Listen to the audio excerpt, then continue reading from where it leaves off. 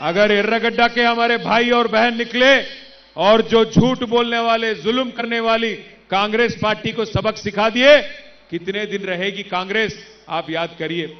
यहां हमारे लीडर हैं शरीफ भाई को जबरदस्ती करके, उन पे जुल्म करके, उनको उठा के आज जबरदस्ती लेके गए कांग्रेस वाले। मैं सच बोल रहा हूं कि नहीं? टास्क फोर्स के पुलिस को भेज के जुल्म करके, आज जबरदस्ती करके आपके घर गिरा देते बोल के डरा के उनको ले जाके चीफ मिनिस्टर के पास आज कंडुआ डला है। शर्म होनी चाहिए कांग्रेस वालों को, शर्म आनी चाहिए आपको। अगर दम है, हिम्मत है तो इलेक्शन में सीधा सीधा लड़ो। ఏ కాయకి లడాయి ఏం చెప్తున్నా నేనంటే, ఇయాల ఈ కాంగ్రెస్ ప్రభుత్వం, ఈ దుర్మార్గ కాంగ్రెస్ ప్రభుత్వం ఎట్లా వ్యవహారం చేస్తున్నది అంటే, మన లీడర్ల మీద కేసులు పెట్టుడు, ఇండ్లు గులగొడతా అని బెదిరించుడు, బలవంతంగా పోలీసులను పెట్టుకొని గుంజుకపోయి ముఖ్యమంత్రి దగ్గర తీసుకుపోయి మన షరీఫ్ భాయ్తోని కూడా కండువా గప్పించి ఏదో సాధించనమని చెప్పి సంకల్ గుద్దుకుంటున్నారు.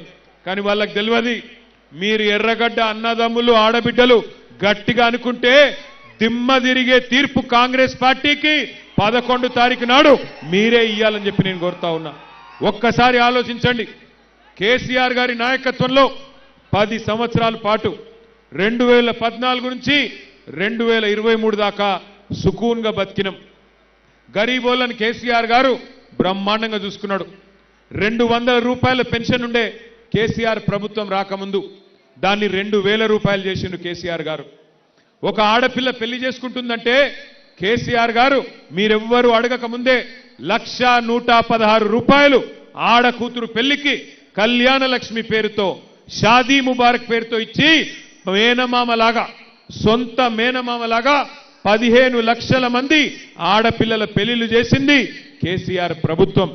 అదే ఆడపిల్ల కడుపులో ఒక బిడ్డ పడితే నేను సర్కారు దవాఖానకు పోయి ప్రసూతి చేయించుకుంటా, అక్కడికి పోతేనే మా మేనమామ కేసీఆర్ ఇచ్చే కేసీఆర్ కిట్టు వస్తుందని చెప్పి సర్కారు దవాఖానకు పోయి ప్రసూతి చేయించుకుంటే మగబిడ్డ పుడితే 12,000 రూపాయలు, ఆడబిడ్డ పుడితే 13,000 రూపాయలు. మొత్తంగా తల్లిని బిడ్డను ఇంటి దగ్గర ఎక్కించుకొని మళ్ళా ఇంటి దగ్గర దించొచ్చే సౌలత్ కల్పించిండు కేసీఆర్ గారు.